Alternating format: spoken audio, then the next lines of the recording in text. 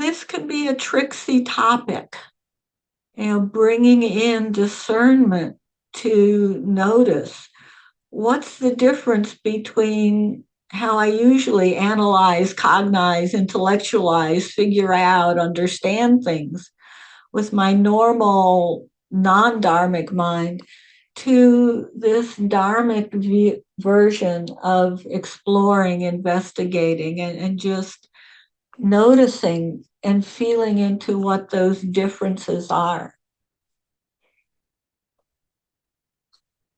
And as I've been noodling around with this notion of investigation from a dharmic perspective, what I've connected with, one thing I've connected with, is the relationship of the notion of beginner's mind to the process of investigation. And this, of course, brought to mind one of my favorite quotes from Shunryu Suzuki. In the beginner's mind, there are many possibilities, but in the expert's, there are few. And again, in the beginner's mind, there are unlimited possibilities, but in the expert's, there are only few, a much narrower range of options. This is certainly a reminder to me to keep my mind open, to not cling to my self-identified expert beliefs and biases and conditioned habits of mind, and to be more open to exploring new and perhaps more beneficial and truer ways of seeing things, to come at an experience from a mindful posture of non-biased, non-self-identified caring attention. This means setting aside even Lori's long cherished opinions, ideas, beliefs, biases, so that I can open my heart mind to see and feel into the deeper reality of things from a more spacious, non-attached, non-clinging point of view. And let's also recognize that it's natural that we like to hold to our views, our habits of mind that we've had for so long, that seem to serve us so well, that involve so little effort at this point to maintain. They're automatic. They're comfortable, like an old sweatshirt or an old pair of jeans, all broken in. They are well-worn traits and trails through our neuronal network that are easy to follow. However, when we consider investigation, to looking more closely with more curiosity and interest into the nature of our minds and the nature of all things, of all phenomena, it's certainly helpful to set aside these well-established, well-worn perspectives, notions, ideas, opinions, and to see things with fresh eyes, listen with new ears, with a more open heart as well as an open mind. In a way, this is the ahipasiko approach to our own experience. Come and see for yourself without prejudice, without preconceived notions.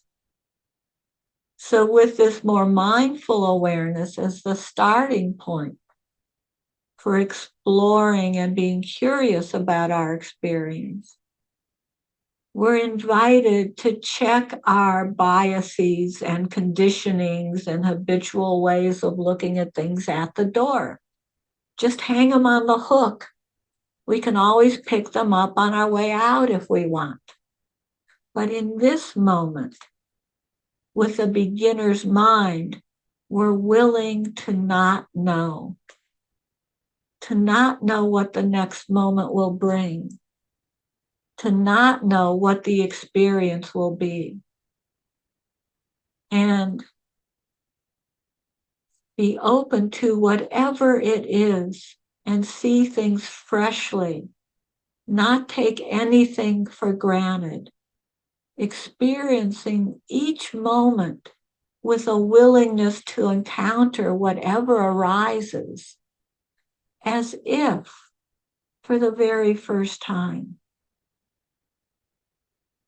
So I requested yesterday and Monday, if you were there, that you bring a stone to this practice or a rock. And if you haven't done that, that's okay.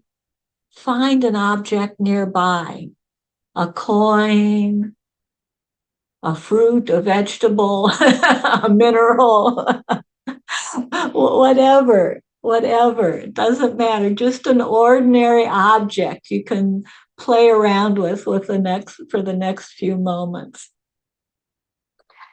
And just get that object and just let it rest in your hand. And perhaps think to yourself, I don't know what this is. Now, your ordinary, habituated, conditioned mind may come up with lots of objections to that. Well, of course I know this is a stone. Don't be silly. But see if you can set that aside, soften around that thought or any objections that come up for a moment, and pretend. Imagine you don't know what this is. And just allow the experience of this object come to you as if for the first time, as if you'd never seen anything like it before. Never felt it, never touched one, never encountered this with any of your senses. This miraculous thing that's in front of you. And perhaps wondering just exactly what this is with curiosity and interest, and feel into this experience as you let it come to you. Just receiving the experience of this object through all of your sense doors, including your mind. What does it feel like to bring a more direct beginner's mind perspective to this exploration, this investigation? Allowing a wondering and a bit of curiosity to be present and arise. With a light touch, you might notice and discern the difference between thinking about the object in a more cognitive, intellectualized, analytical way. I like to call it the Wikipedia way, versus allowing a more direct perception and allowing those direct awarenesses to gently come and go in a non-attached way. It's not that thinking stops, but we can reorient thinking with gentle guidance and a soft touch to just present moment awareness of our direct embodied experience. For example, just feeling the weight or the lightness of this object in your hand. Feeling the touch of where this object connects with your hand. The coolness or warmth of this object.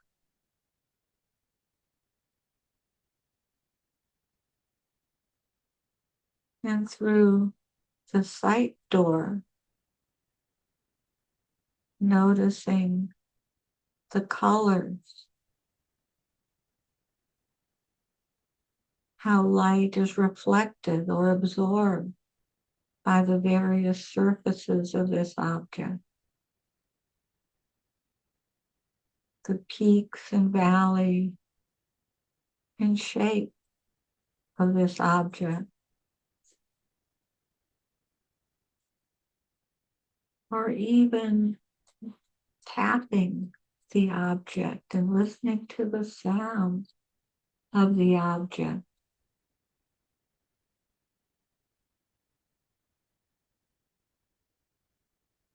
or the smells of this object as we explore the nature of this object directly without any additions.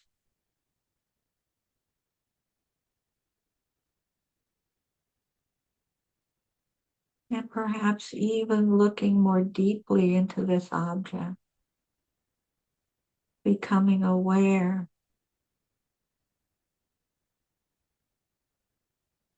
of the causes and conditions that have come together to make this object present in this moment, and its interconnectedness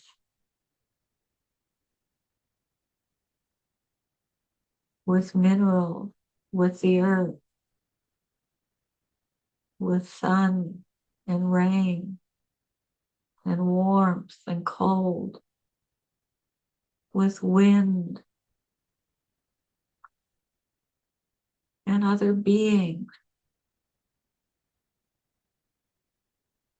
Again, notice how the mind may want to get tugged into a more intellectualized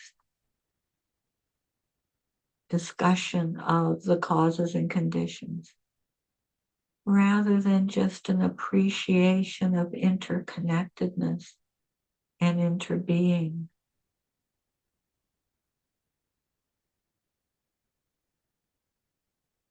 And with impermanence,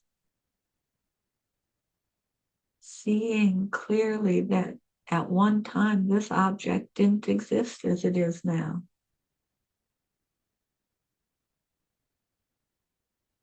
And appreciating that it exists as it is in this moment. And it will again come not to exist in moments to come.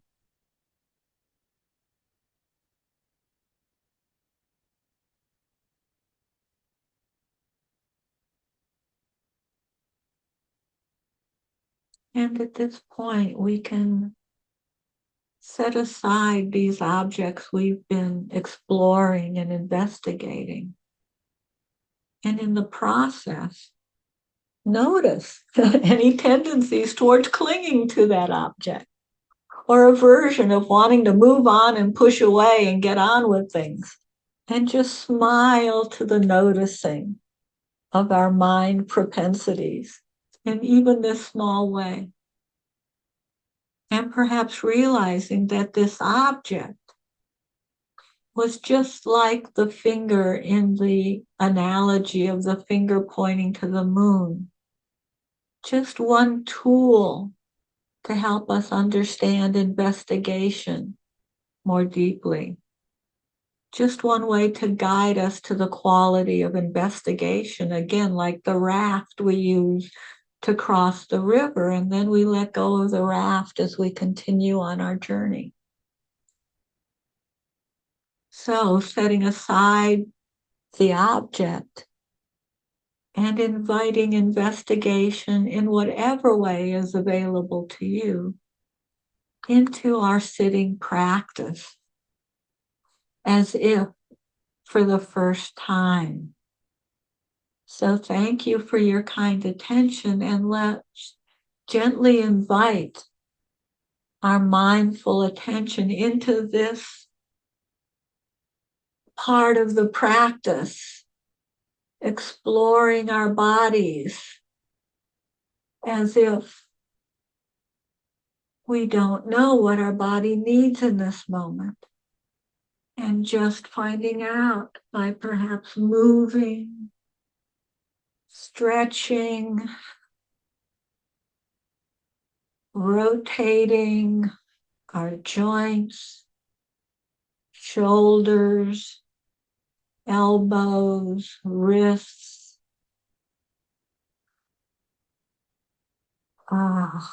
our hip joints,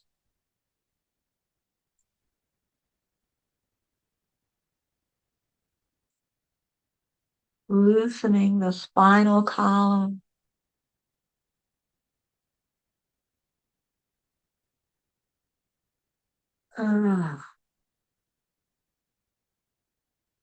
releasing as best we can any tightness or tension with interest and curiosity about how best we might do that with a stretch or a twist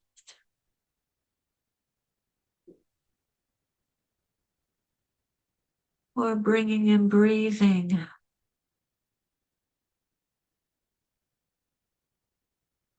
to open up spaciousness around our chest and rib cage,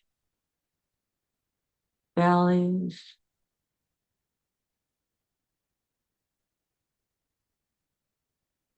breathing around and through any tangles or knots or tightnesses, aches or pains.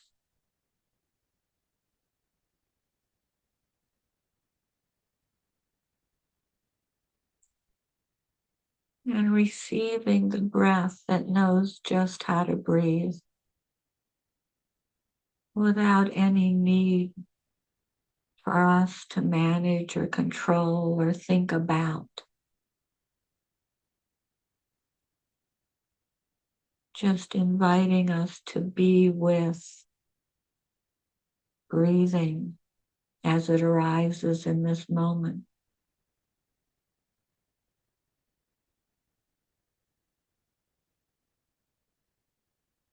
Even as our mind can lightly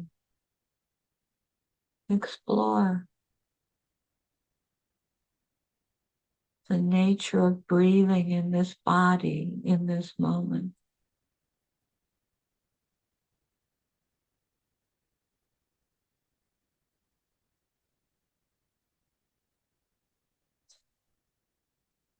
And inviting the mind, heart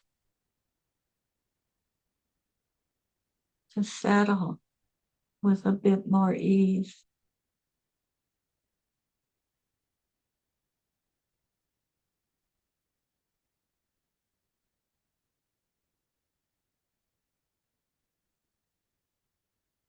To come in out of habitual patterns, ways of being, and open to the bare, embodied experience of this moment.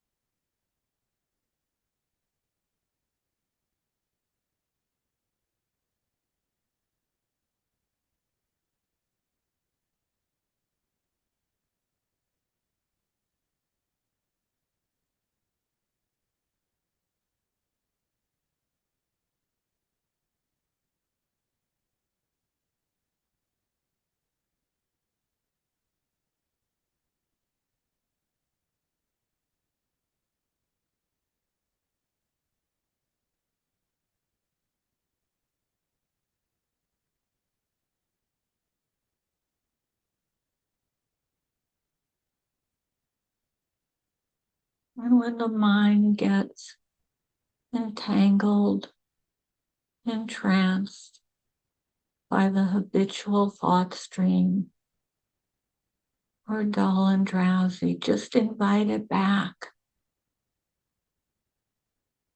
with an orientation towards beginner's mind, wonder and curiosity about the embodied experience of this moment, as if coming back to something new and fresh with many possibilities.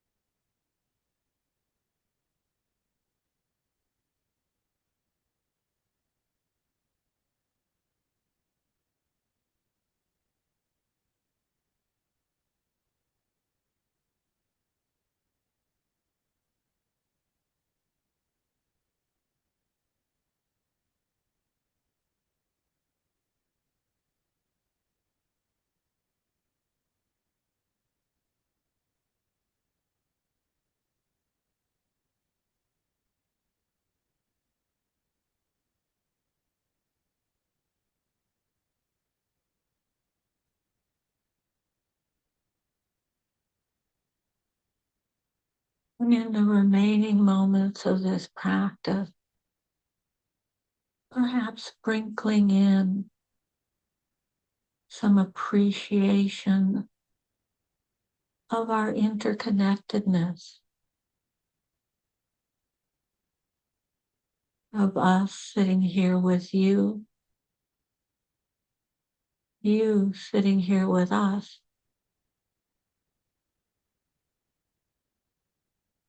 and all of us sharing this same earth with all beings,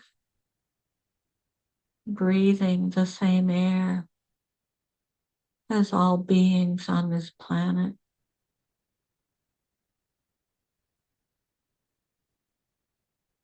And an appreciation of the impermanence of our experience,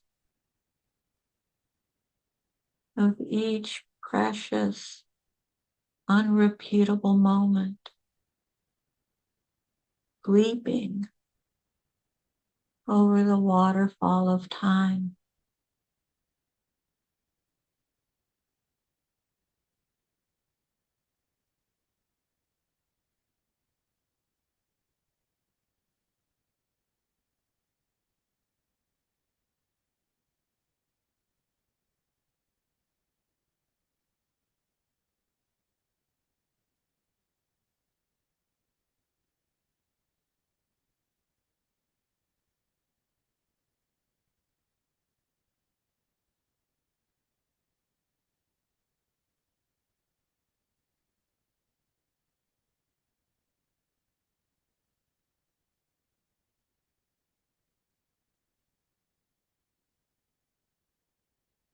And each moment beginning anew, starting fresh.